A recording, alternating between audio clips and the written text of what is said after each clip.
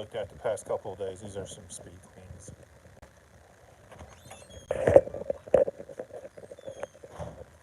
Okay, grab this.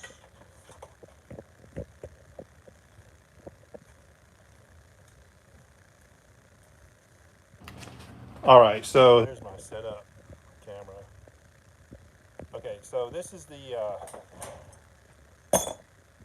GE top load washer model number GTW485ASWWB.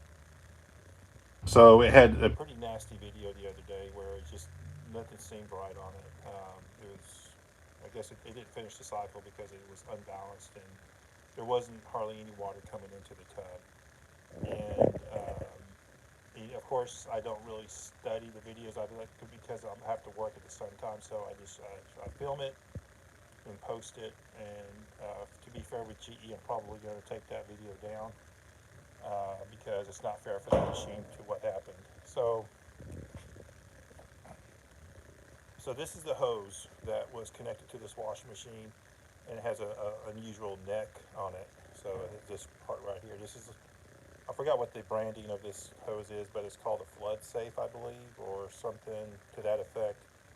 The way it works is if the washing machine, okay, so the manufacturer sells it like this. So if the washing machine, something happens to the water valve on the washer, and it starts gushing in water into the tub, and it can cause damage. This hose has like a little valve that will just shut it down. Will just cut the hose off automatically. And I think the way to reset it is you just take the hose off the faucet, turn it around, connect it backwards, and it should make it flow again. But we're not going to do that. I didn't know that we were using this hose for this setup. So what was going on is we had it connected to that wide connector there. And let me make sure this other hose that we have. Oops. Hopefully we're still. Yeah, so the other hose that we have connected to the washers is a standard. Sorry.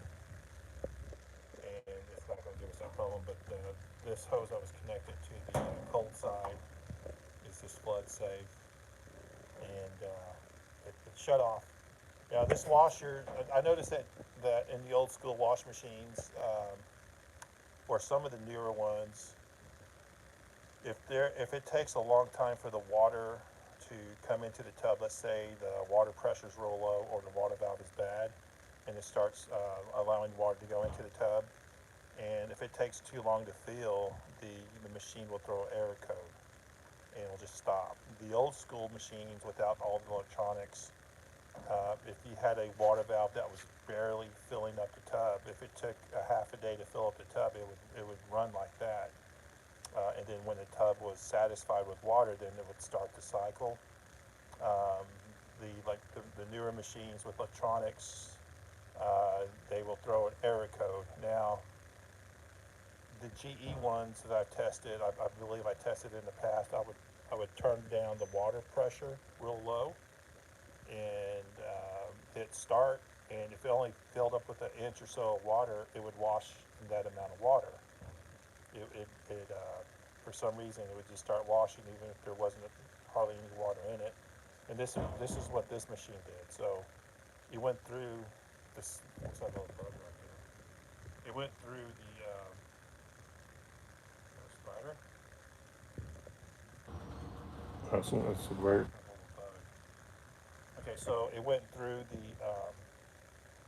the cycle as much as it could with the amount of water that it allowed to go in, even though it wasn't enough. And I think at the very end, when it was trying to spin, it threw an error code because everything was off to one side. So that's what happened yesterday. Um, Today we're just so busy at work, I didn't have time to redo the test, so I'll probably do something Monday. But yeah, I'm going to put a new hose on it. I've got tons of hoses up here. You snag one of those and just make sure I don't grab the same type of flood safe hose again. That caused the problem. So anyway, guys, thanks for tuning in. We'll do some more testing with this. And there's my pliers. And we'll get back here. I'm going to go back to my desk.